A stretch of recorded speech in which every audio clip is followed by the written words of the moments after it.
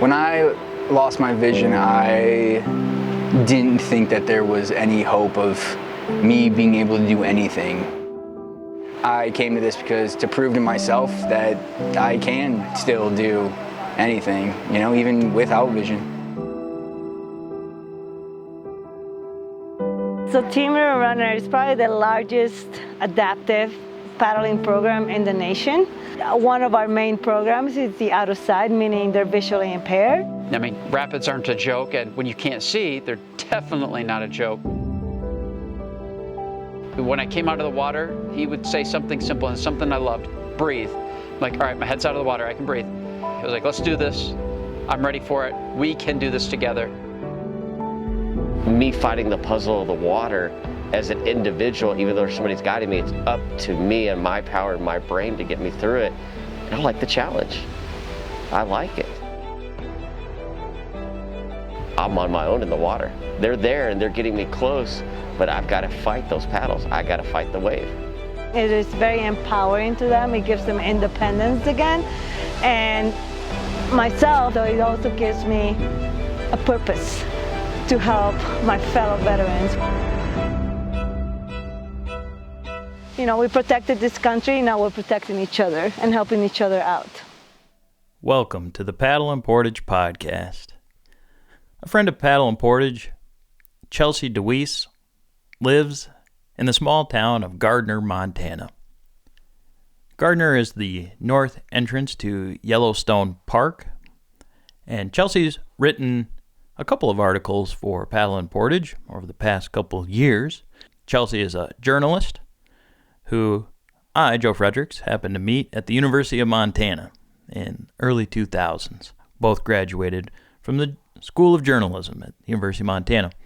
Chelsea has since taken her paddling experiences to a level that most people never will achieve, including being a guide in the Grand Canyon. She's paddled extensively on most of the rivers of the West and many rivers across the country.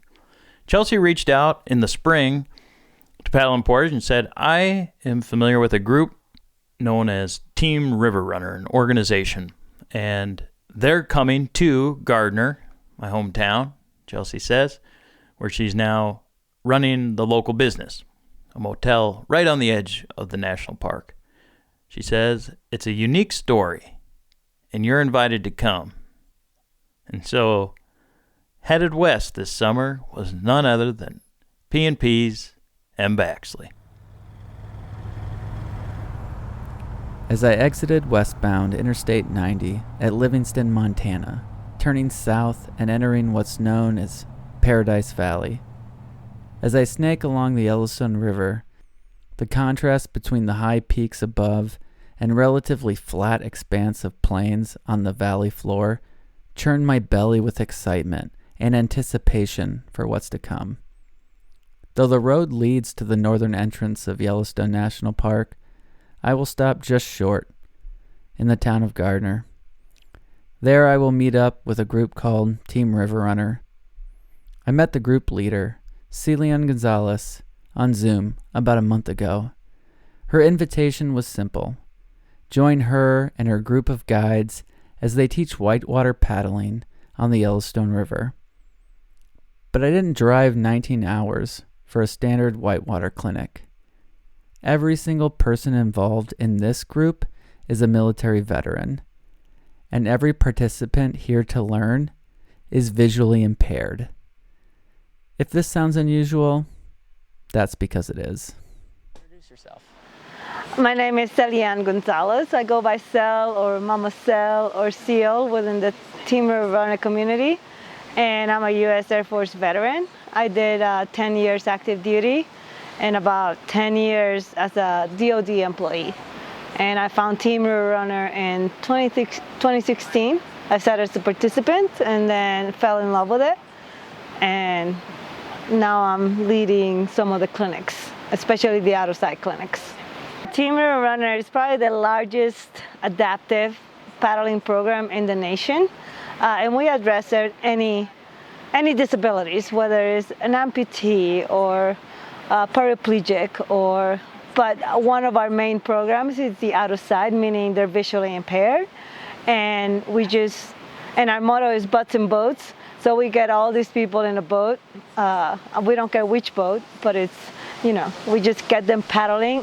Learning how to kayak when you can't see means the entire process is restructured to meet the unique needs of a paddler who can't rely on sight to read the hydrology of the river, or even orient to visual cues on a kayak or paddle. Therefore, to achieve success in the endeavor, SEL assigns each participant with a dedicated guide. The relationship between the two must involve tremendous trust and extensive communication. For most of the participants, that process actually started weeks ago. Seth, a first-time guide on this trip, is working with blind veteran Major John Turnbull. I asked some simple questions like, please tell me about yourself a little bit, and we connected instantly as veterans. Seth speaks my language. He understands where I've been, what I've been going through. He also, as you say, did some homework, read through a book that I wrote regarding my experience on a deployment. So we speak the same language, but he told me one thing that I really loved, and he's like, hey, I've been doing this for a long time. We're going to have fun. Just trust me. We have a way, it's going to work. So I kept asking, how are we going to do it? How do I get through rapids on my own? And he kept saying, you don't have to do it on your own. You're not going to do it on your own. I'll be there right beside you, behind you, or right in front of you, telling you, go to the little left, go to the little right, 11 o'clock, 1 o'clock, paddle. And that's been my experience. Like, trust me. I pair people before we even get here, and I ask them to call them, get to know them on the phone. I want them to start memorizing your voice. That way they know what voice they have to follow in the river, and then start asking them about their fears. So for me, my philosophy is find out their fears and let's address the fears before we really, because if they're afraid even of getting on a boat, they're not gonna progress. And let's just find out why they're afraid. Let's address the fears first. Hey Paddle and Portage listeners, this is Kate from Bending Branches. If you're like us, paddling isn't just something you do, it's part of who you are. And when you're out on the water, your paddle isn't just a tool, it's your connection to the adventure. At Bending Branches, we take that seriously. For over 40 years, we've been handcrafting canoe and kayak paddles right here in northwestern Wisconsin. We obsess over every detail, making them lighter, stronger, and built to last, because we know what it's like to be deep in the wilderness, where every ounce of weight matters and every stroke counts. We test our paddles the best way we know how, by using them on winding rivers, glassy lakes, and carrying them on backcountry portages. Crafted with tradition, engineered for adventure, designed by paddlers for paddlers. So, before your next trip, stop by your local paddle shop or outfitter and find the Bending Branches paddle that's right for you. Because great adventures start with great gear, and the right paddle makes all the difference. As I wove down a gravel road through the Montana landscape, my limited cell service disappeared completely as I focused hard to remember the directions to an old quarry site on private land. This retired quarry, now turned pond, was one of the few, if only, locations where the group could do flatwater training before moving on to the Yellowstone River. Like any other paddling course, each participant must demonstrate a level of competence in the needed skills before progressing from the pond to the moving water. We start as easy as just put your PFD on and let's float in the lake, and then go from there.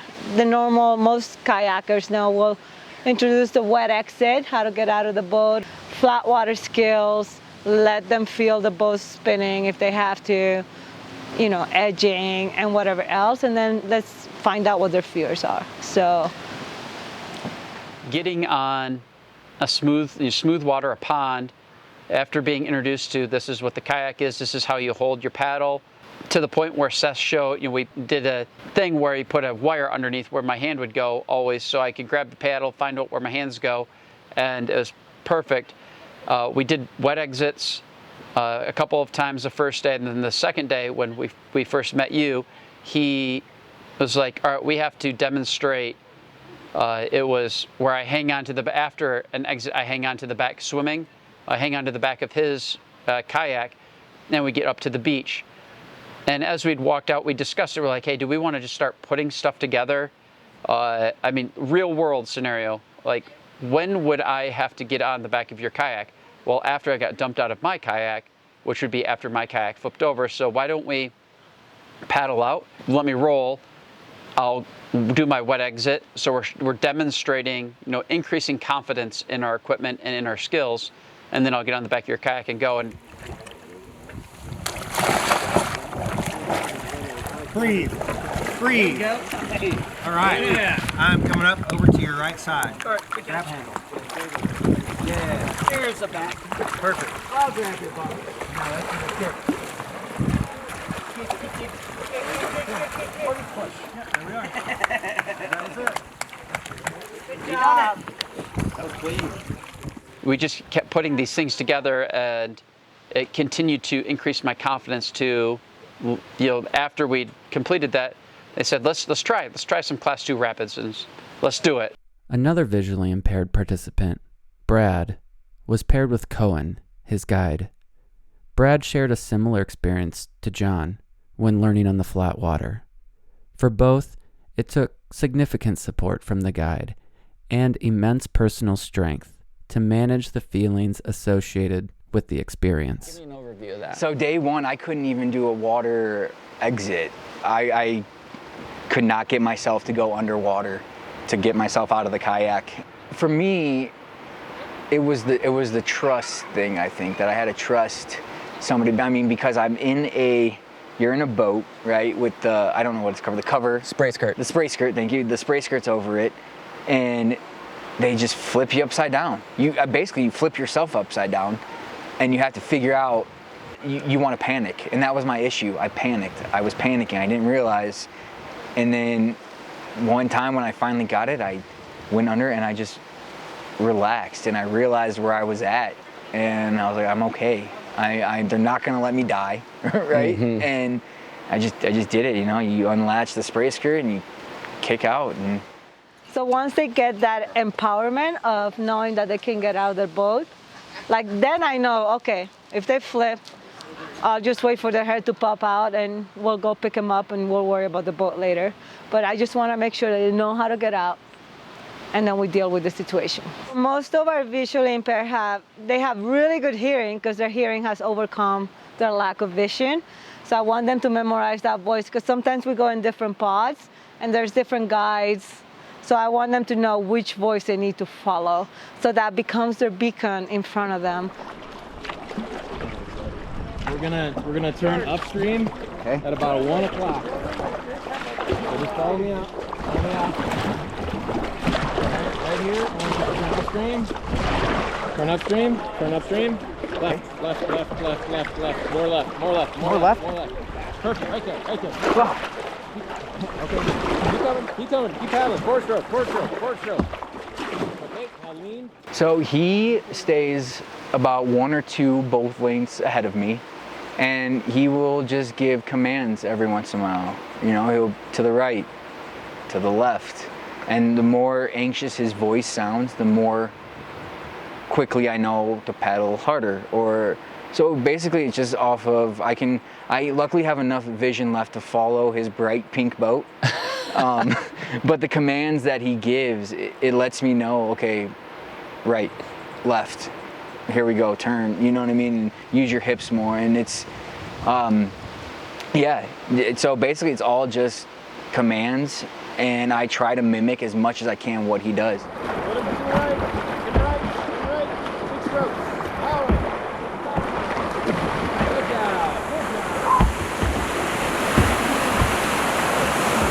The closer you get, obviously, the louder it gets, and every single rapid sounds like it's the most treacherous, scary, like a hurricane is happening at any moment. And that's what it feels like. That's what it sounds like. And you're like, geez, that is terrifying. But then you just hit it a certain way and you make sure your boat leans. It's kind of like a baptized by fire type situation, like, hey, figure it out.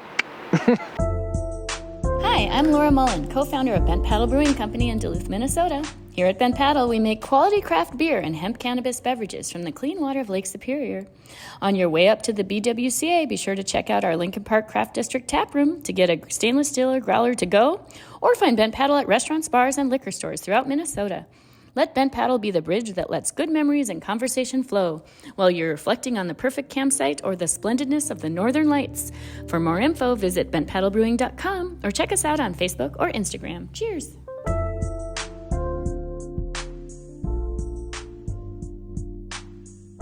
One thing each of the participants have in common is a physical injury that resulted in losing most, if not all, of their vision later in life. And the circumstances involving those physical injuries also created psychological injury.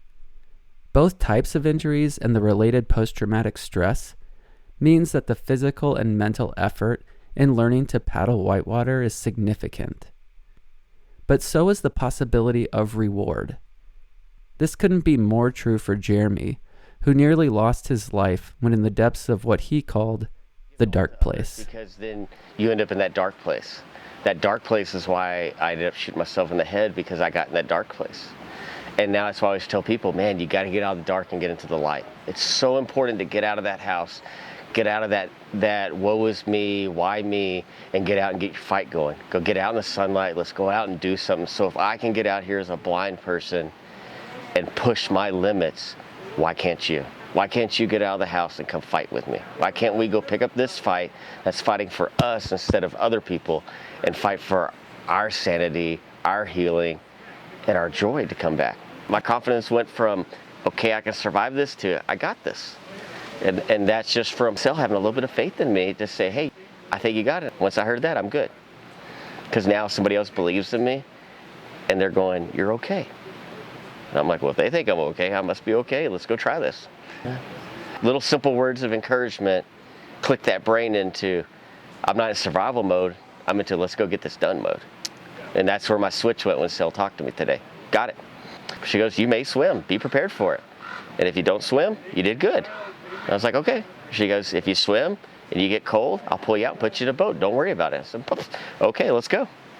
What is the risk when there's people around you that are my fellow veterans that I trust that are going to risk everything to pull me out of the water? Because that's what we do for each other. I came to this because when I lost my vision, I didn't think that there was any hope of me being able to do anything. I spiraled into a depression that I thought my life was over, that I wouldn't be able to do anything except for be angry and sit on the couch. I gained a bunch of weight. Yeah, it was bad.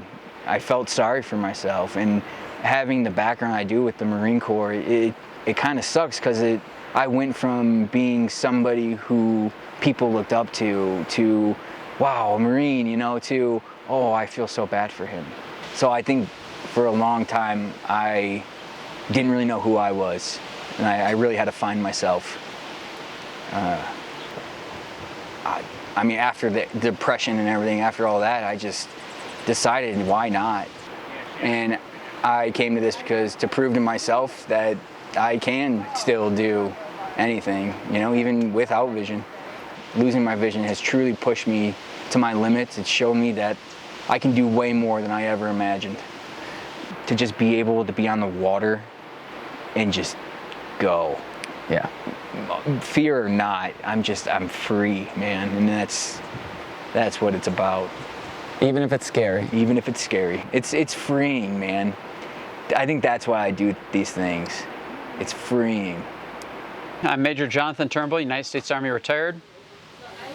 Over my 15 years of military service, deployed countless times, was gravely injured in ISIS suicide bombing in 2019, given 0% chance to survive, and ultimately would die 3 times, over 2 years of treatment and 22 life-saving surgeries. And here I am in Montana in my journey of recovery, of healing, to get better and continue living. What brought me here was a phone call from a friend that's friends of the organization that has been here and been on these waters, called me, and when I was having a really bad day, I was very depressed, dealing with some post-traumatic stress, some PTSD. My TBI was flaring up, and I was having a really rough time. And he says, you know what you need to do? You need to get on the water. And I said, I would love to, but I'm totally blind. I can do very little on my own. How? And he says, let me tell you how. This is how. We have people and we have a way. And that's what got me out here. But having a guide that knows what he's doing, but knows more importantly how to communicate. This whole event was all about communication. Seth's communicating with me. As you said, we tried a bunch of different things and he found what worked. We'll go through this, brief amount of rapids together and just talking through it, and you get that comfort. The human contact, or just, boat to boat. It was awesome. So, we had 3 kayaks side by side going down. It was perfect. It was a lot of fun. We had that sense of camaraderie, the sense of friendship going through it. It led up to the final challenge, doing it in the shredder, the class 3, where not only did we overcome it and we just destroyed it, we shredded that river, and it was just the greatest experience of my life so far. I love it. The shredder. If you remember Sel's words about the overall goal of the Out of Sight Clinic, she said her philosophy is butts in boats. In keeping with that philosophy, each guide worked one-on-one to sort out the most empowering way for the participants to progress through their learning in their comfort zone to build confidence on the water. That brings us to day 4 of the clinic. Every paddler had already ran the Class 2 rapids in a hard boat.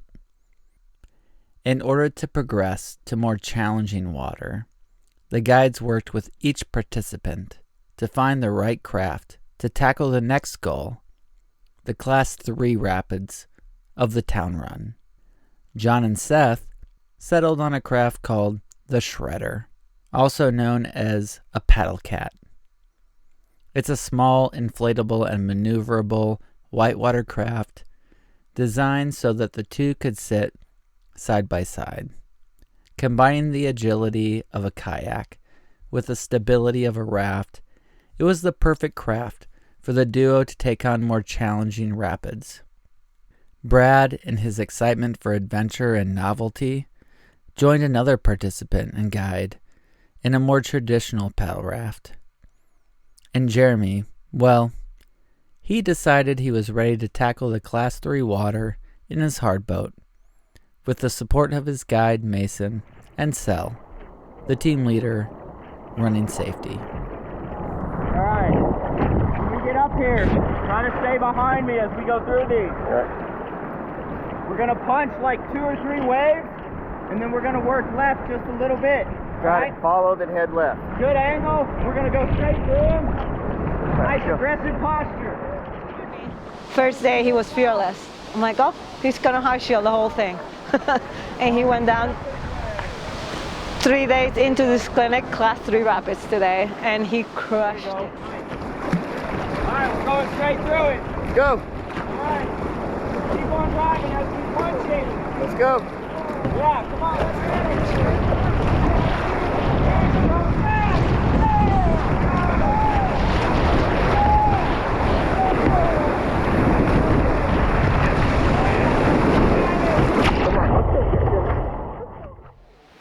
I flipped the boat today. I swam a little bit. I got up, I orientated my boat, had my paddle in there, and I go, hey Mason, I got my boat and my paddle. And he's like, okay, you're good. Because I was trying to let him know, I was more worried when I was flipped upside down about him panicking because we just went down something and I knew he was moving forward and he's got to fight back to get to me. So as soon as I let him know I'm okay, he gets calm. But then the situation calms down, then we can get to shore. I look back and I see Jeremy's boat floating away. And the first thing for me was like, where is Jeremy? Then I see Jeremy kicking in the back of Mason's boat. Okay, Jeremy's okay. And then I chased this boat. I'm like, okay, let me get his boat before it goes into the next rapid. And then I had Seth and the big raft afterwards, because I know they can pick up people if the people get upstream like Jeremy did. We actually performed a rescue on the river. One of our visually impaired, my teammates that's out there, that he went over and he needed our team to rescue him. So it was great. Just this, I can't say how amazing it was, but that communication was the key. So it was awesome. Almost 50 years ago, a group of friends met at a diner and began to organize a movement. They formed a group dedicated to preserving the pristine waters and forests of northeastern Minnesota. Through grassroots organizing, they helped pass the Boundary Waters Canoe Area Wilderness Act, which protected the boundary waters for future generations. Today, that organization, Friends of the Boundary Waters, continues its work to protect, preserve, and restore this cherished wilderness. Whether it's through fighting toxic mining proposals at the edge of the boundary waters, or introducing the next generation to the wonders of the BWCA, our strength is in our members. It is in you. To learn more and find out how you can join this community today, please visit friends-bwca.org.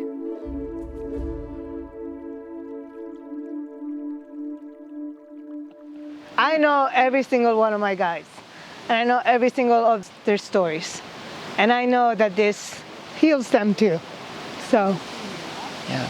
I call them my misfits, but they're good people. My name is Cohen Rautenkranz. I'm the chapter coordinator for Team River Runner Minneapolis. I'm also a former Marine. So today, we were doing a fun run in the afternoon. Part of that fun run I did with my eyes closed. And so I picked a rapid. It was interesting in that I was queuing off of the raft, which was carrying all of our VI paddlers. And I was listening to where they were, and I was trying to paddle down that rapid. And I realized just how disconcerting it is to have to react to everything. It was really, really hard just to keep my eyes closed, just for 30 seconds going down a rapid. I can't imagine the strength of character and personality that are required out of all of our VI paddlers to trust us enough to let us put them into the situation that many people wouldn't even consider. I'm Seth Holloway. I'm an Air Force veteran. I've been a part of Team River Runner for going on a decade, and this is my second time working with VIs who are learning how to kayak, and my first time on the Team River Runner Out of Sight Clinic. The camaraderie that you build from while you're active duty, which I feel like we all miss the camaraderie, but while you're out here on the river, the camaraderie's back, and you're relying on your team, and you know everyone's going to be there. And that's what's so nice about this organization is we want people to know that we are there for them, and we want you to come kayaking with us, and we want you to heal. And as I mentioned, like I've been in it as a participant, it helped me heal. This is a gift for everyone involved. This is a place that we make lifelong friends. This is a place that we build upon our skills and expand our abilities as paddlers, as instructors, as leaders of clinics, of all of these things. And no, I have never seen a single downside to any one of Team River Runner's events. It's that great of an organization.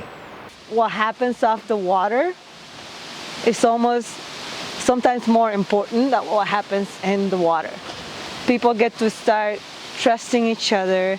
They start sharing their experiences in the military, after the military, especially the visually impaired, all the obstacles that they have to overcome. And then it's like, oh, I know this guy. And they just start building resources for each other. And then for us, they do more for us than they do. They do more for us than we do for them. They don't know it, but they do. And we become lifelong friends. I just hope people realize how much TRI does for a lot of veterans. According to Cell, government funding cuts to the VA over the last 2 years have all but eliminated the federal grants used to run the Out of Sight clinic. The program continues to happen, however, due to an annual fundraiser held by local residents in the town of Livingston and folks like Chelsea and Gardner who subsidize lodging to the group. It's not just the community support. Every veteran guide volunteers their time to run the clinic. All these supporters give because they have witnessed firsthand the power of this experience for everyone involved.